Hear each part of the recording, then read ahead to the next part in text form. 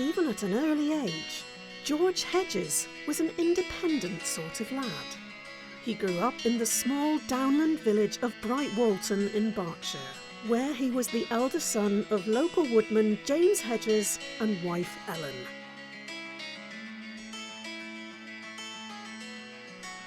During the First World War, George served in the 9th Queen's Lancers. By the time he returned home in 1919, James had acquired a horse-drawn carrier's round for George to operate. In those days, the carrier served people who rarely moved outside their own village. The carrier and his boy fetched the goods that couldn't be acquired locally, and even transported live chickens to market. George soon recognised that the day of horse-drawn haulage was nearly done. So he spent his wartime pay and the savings he and his schoolteacher wife Lizzie had amassed on a Model T Ford bus. 3 more vehicles followed through the 1920s. During those years, George and Lizzie built not just their business, but their family.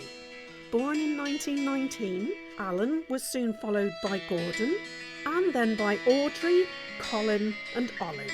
Dudley followed in 1934. It was in the early 1930s that the name Reliance was used for the first time.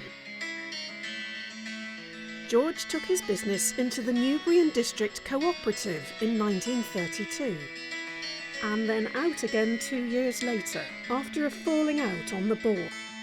Reliance resumed, and remained fiercely independent through the rest of its days.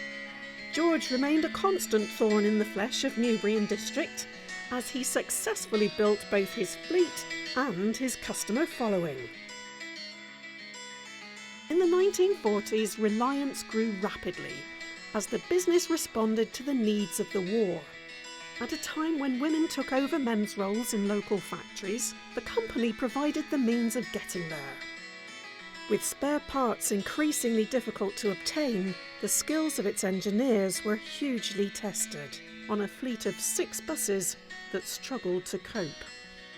At the very end of the 1940s, George eased aside to make room for his 3 elder sons.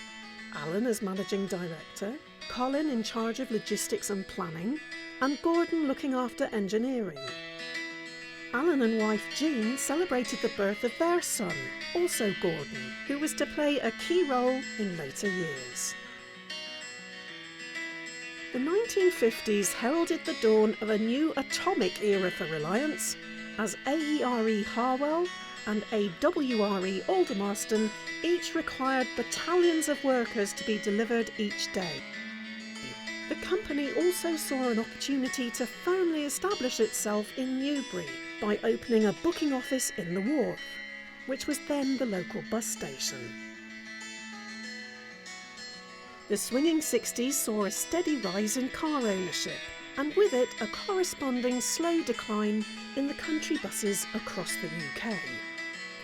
In 1966, Reliance handed over its 3 local bus service licences to the Thames Valley Traction Company. 3 years earlier, it had moved its HQ from Walton to spacious new premises in Newbury.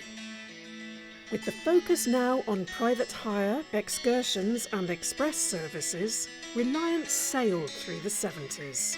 Its fleet grew ever more sophisticated, and its drivers covered ever more miles. Over its history, Reliance employed a small army of men and women. As in George's day, it was run like an army unit, with precision, passion and tight timings. The troops seemed happy. 25 years service was not unusual. The company remained healthy in a changing world as it moved into the 1980s. Yet the directors lived with the fear of nationalisation, and there was also a recognition that the time was due for retirement.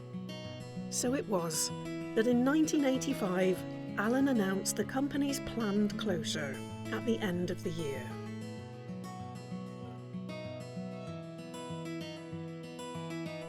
After 68 years, the last journey on the last day was to a panto in a nearby village.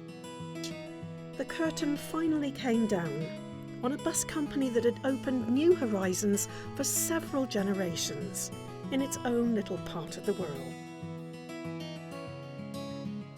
In an era when small companies had been relentlessly swallowed up, it remained independent to the very end.